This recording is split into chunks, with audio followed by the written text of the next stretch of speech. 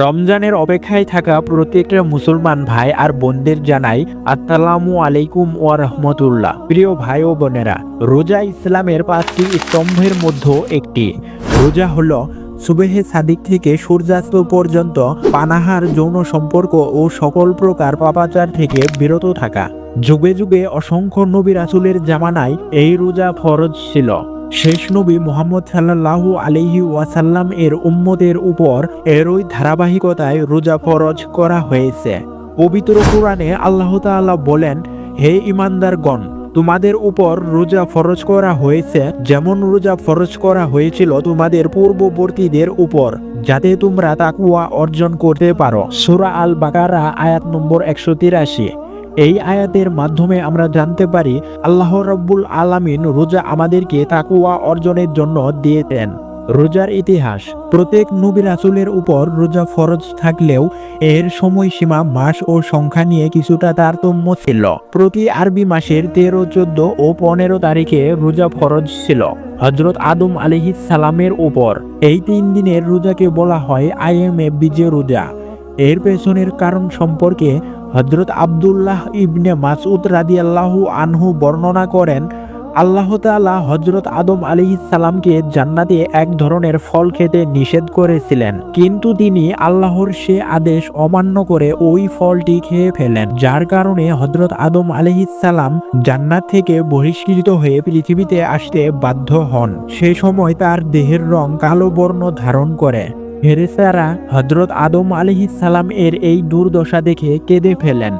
আল্লাহর কাছে ফরিয়াদ করেন, হে আল্লাহ, আদম তোমার শ্রেষ্ঠ মাখলুক, তুমি তাকে জান্নাতে স্থান দিয়ে আমাদের দিয়ে সিজদাও করিয়েছিলে, মাত্র একটি ভুলের কারণে তার শরীরের রং কালো করে দিলে। তখন আল্লাহ তাআলা তাদের প্রার্থনার জবাবে হযরত আদম আলাইহিস সালামের কাছে ওহী পাঠালেন, তুমি চন্দ্র মাসের 13, 14 ও 15 তারিখের রোজা পালন করো। সেই সময় থেকে রোজার প্রচলন শুরু হয়।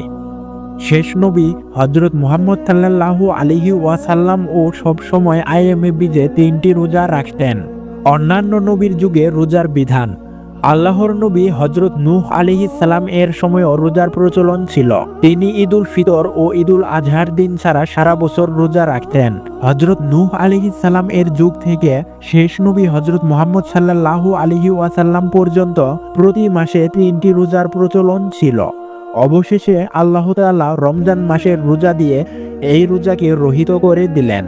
হযরত নূহ আলাইহিস সালাম এর পরের নবী ছিলেন হযরত ইব্রাহিম আলাইহিস সালাম। তার সময়ও এই একই রোজার বিধান চালু ছিল। আশুরার দিন তথা মুহররম মাসের 10 তারিখে আল্লাহ তাআলা বনী ইসরাইলকে ফেরাউন থেকে রক্ষা করলেন, তাই হযরত মুসা আলাইহিস সালাম এই দিন রোজা রেখেছেন। মহানবী সাল্লাল্লাহু আলাইহি ওয়াসাল্লাম নিজেও এই দিনে রোজা রাখতেন, আর তার উম্মতদেরও এই দিনে রোজা রাখার নির্দেশ দিয়েছেন। তাই 9 ও 10 মুহররম বা 10 ও 11ই মুহররম এই 2 দিনে রোজা রাখতে হবে। তবে মুহররমের 9 ও 10 তারিখে রোজা রাখাই উত্তম। হযরত দাউদ আলাইহিস সালাম ছিলেন আল্লাহর নবী ও রাসূল। তার সময়ও রোজার প্রচলন ছিল। এই সময়কার রোজাই ছিল শ্রেষ্ঠ রোজা। রাসূল সাল্লাল্লাহু আলাইহি ওয়াসাল্লাম আব্দুল্লাহ বিন আমর বিন আস রাদিয়াল্লাহু আনহুকে উদ্দেশ্য করে বলেন, তুমি কি শ্রেষ্ঠ রোজা রাখবে?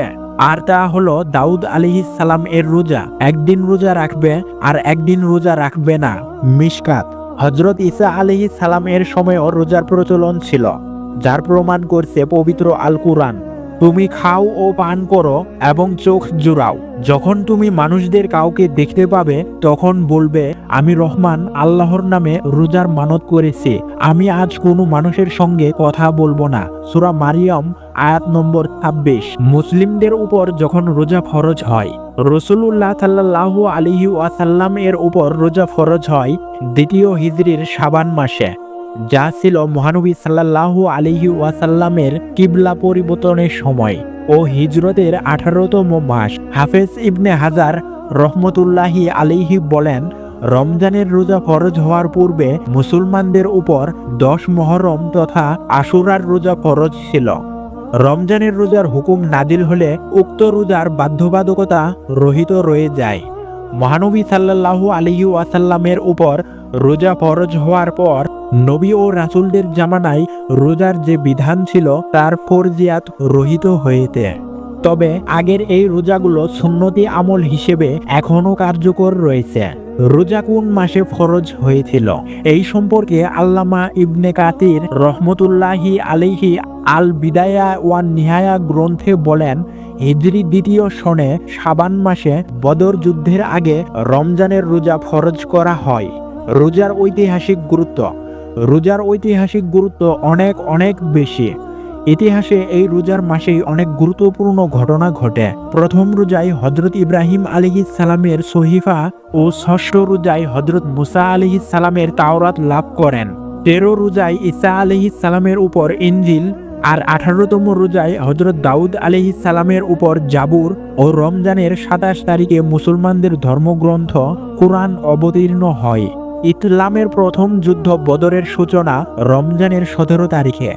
জান্নাতি নারীদের নেত্রী ফাতেমা রাদিয়াল্লাহু আনহা এর মৃত্যু হয় তৃতীয় রোজায়। হযরত খাদিজা ও হযরত আয়েশা রাদিয়াল্লাহু আনহা এর শেষ বিদায় যথাক্রমে 10 ও 17 রোজায়। 21 রোজায় শেষ বিদায় নেন ইসলামের চতুর্থ খলিফা। মুসলমানদের রোজা কেবল দিনব্যাপী উপোস থাকার ইতিহাস নয়, বিভিন্ন ঘটনার ইতিহাস, সিয়াম সাধনার মধ্য দিয়ে তাকওয়া অর্জনের ইতিহাস।